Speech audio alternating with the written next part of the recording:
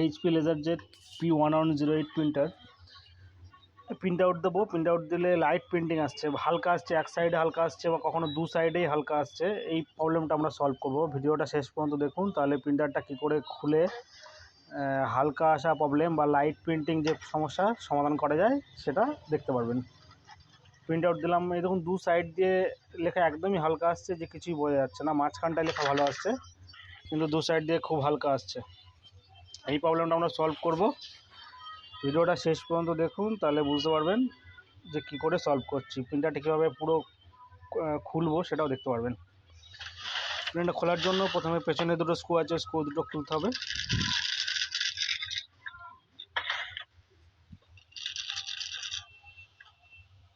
এইভাবে আপনারা 1108, 1102, p1007, p1008 বা M12 একটা প্রিন্টার আছে সেম দেখতে, এই সব মডেলের প্রিন্টারগুলো একইভাবে খুলে একইভাবে সব প্রবলেম সলভ করা হয়।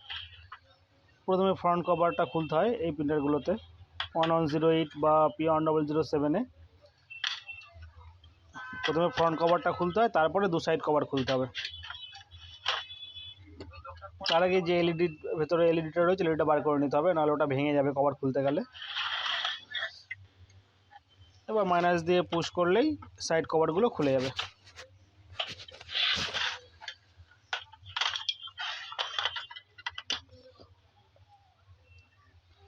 এই যে লক দুটো রয়েছে দেখতে পাচ্ছেন, এই লক দুটো আটকে থাকে।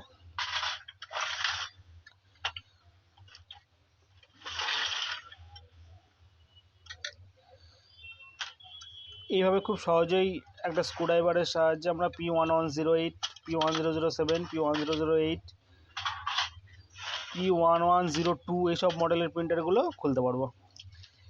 আমাদের হালকা প্রিন্ট আউট আসছে, ওই জন্য আমরা সামনে যে লেজার স্ক্যানারটা রয়েছে ওইটা খুলে মুছবো। তার জন্য সামনে যে টিনের পাতিটা রয়েছে, পাতির উপর যে চারটে স্ক্রু আছে ওই চারটে স্ক্রু খুলবো।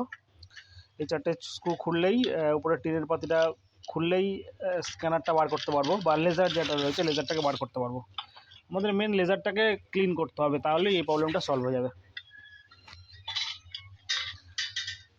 যারা জানেন তারা তো জানেনই, আর যারা জানেন না কীভাবে এই প্রিন্টারটা খুলতে হয় বা কীভাবে লেজার ইউনিটটা বাইরে বার করতে হয়, তাদের জন্যই এই ভিডিওটা।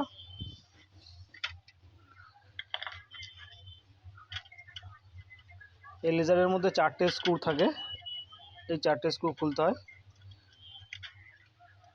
এটাকে লেজার বা স্ক্যানার বলা হয়।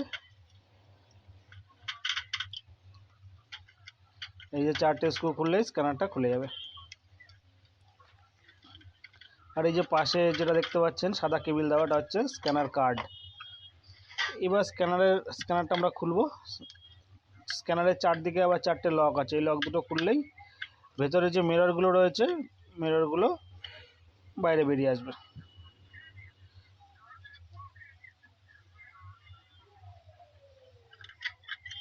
এই যে খুলে গেল। একটাই উপরে গ্লাস একটা মিরর রয়েছে, এই মিররটা আমরা মুছতে হবে, পরিষ্কার সুতির রুমাল দিয়ে মুছতে হবে বা সুতির ন্যাকড়া দিয়ে মুছতে হবে। আমি রুমাল দিয়ে মুছছি।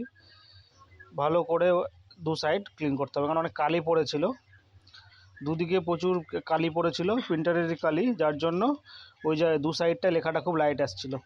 এতটাই লাইট যে লেখা কিছু বোঝা যাচ্ছিল না, একদম আবছা লেখা আসছিল, কাছ থেকে দেখলে বোঝা যাচ্ছিল। এই যে আমি যেভাবে ক্লিন করলাম এইভাবে ঠিক ক্লিন করে দেবেন। আর এই লেজারগুলো খুব সাবধানে ক্লিন করতে হবে, না হলে স্ক্যানারটা খারাপ হয়ে যেতে পারে। এই যে একটা এই পাশের যে লেজারটা রয়েছে ওটাও খুলে ক্লিন করতে পারেন, এটা খোলার প্রয়োজন হয় না সব সময়। এটার মধ্যে যদি কালি পড়ে তাহলেই খুলবেন, নাহলে এই লেজারটা খুলবেন না, কারণ এটা খুললে এটা লাগানোর সময় যদি উল্টো হয়ে যায় তাহলে লেখাগুলোও উল্টোপাল্টা হয়ে যাবে। এটাকে যদি খোলেন যেভাবে খুলবেন ঠিক সেমভাবেই বসাতে হবে, দেখে নিয়ে খুলবেন এবং বসানোর সময় দেখে নিয়ে বসাতে হবে। এইটা যদি উল্টো হয়ে যায় তাহলে লেখাগুলোও উল্টে যেতে পারে।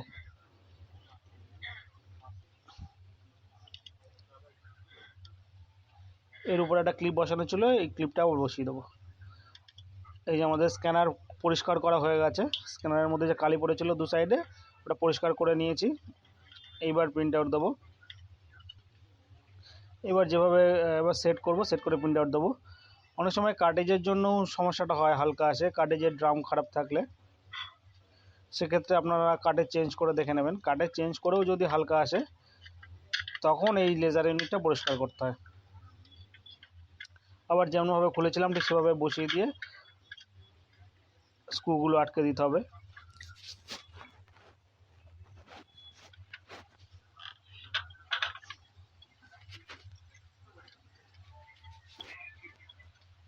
দুপাশে কেবিল আছে আর কানেক্টার আছে, কেবিলটাও লাগিয়ে দিলাম, কানেক্টারটা আগেই লাগিয়ে দিয়েছিলাম। এবার চারটে স্ক্রু মেরে দেবো।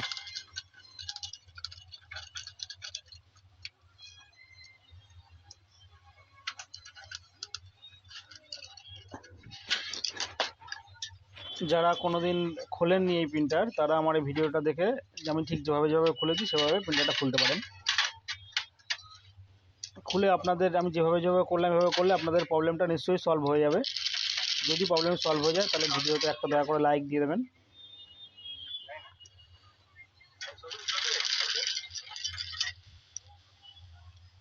এই যে চারটে স্ক্রু যে খুলেছিলাম সেই চারটে স্ক্রু আবার আটকে দেবো। আটকে দিয়ে আমরা প্রিন্টারটা টেস্ট করে দেখব, মানে পুরো প্যাক করে দিয়ে তারপরে টেস্ট করব। এছাড়া অনেক সময় এইভাবে যদি হালকা সলভ না হয় তাহলে পাওয়ার সাপ্লাই বোর্ডটা খুলতে হয়। পাওয়ার সাপ্লাই বোর্ডের আর্থিংটা ক্লিন করতে হয়। সেটা এই ভিডিওতে আমি দেখাচ্ছি না, নেক্সট একটা ভিডিও বানাবো যেটায় পুরো পেজটা লাইট আসে। অনেক সময় পুরো পেজটা একটা হালকা ভাব আসে, লেজার পরিষ্কার করেও হয় না, কার্ডের চেঞ্জ করেও হয় না। সেক্ষেত্রে ওই পাওয়ার সাপ্লাইয়ের আর্থিংটা পরিষ্কার করে সলভ হয়ে যায়। আমি পরে আরেকটা ভিডিও বানাবো, ভিডিও বানিয়ে এই প্রবলেমটা দেখাবো কী করে সলভ করতে হয়। আর নতুন নতুন প্রিন্টারের কাজ শেখার জন্য এই চ্যানেলটা সাবস্ক্রাইব করে রাখতে পারেন। এই যে দেখুন আটকে গেল। এবার কার্টেজ ভরে দিয়ে আমরা টেস্ট করব। চলুন টেস্ট করা চলে এসেছি কম্পিউটারের সামনে। এবার প্রিন্ট আউট দেবো। এই যে ABCD লেখা একটা পেজ, এই পেজটাই ছিল আগে, সেই পেজটাকেই প্রিন্ট আউট দেবো। আবার